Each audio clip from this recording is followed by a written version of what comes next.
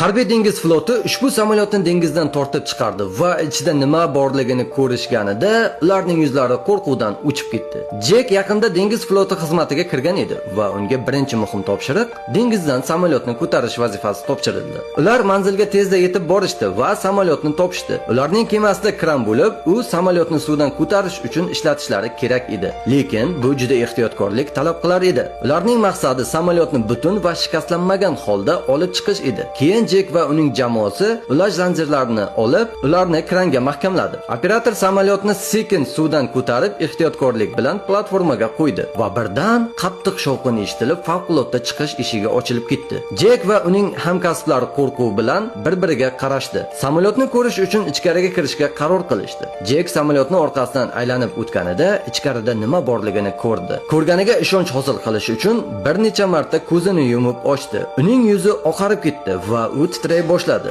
Jek aynan nimani ko'rgan edi? Ikkinchi qismini ko'rish uchun sahifamizga obuna bo'ling va izohlarda plus belgisini qoldiring.